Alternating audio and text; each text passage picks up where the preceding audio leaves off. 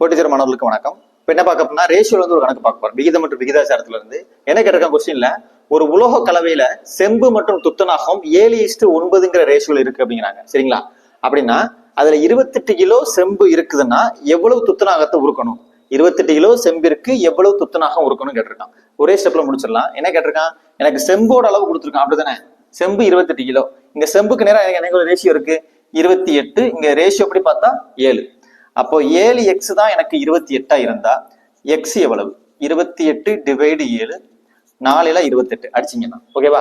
அப்ப எனக்கு எக்ஸுங்கிறது 4. நான் முதலே சொல்லியிருக்கேன் உள்ள ஒரு எக்ஸ் இருக்குன்னு வச்சுக்கோங்க அப்படின்னு இருக்கேன். அப்படித்தானே?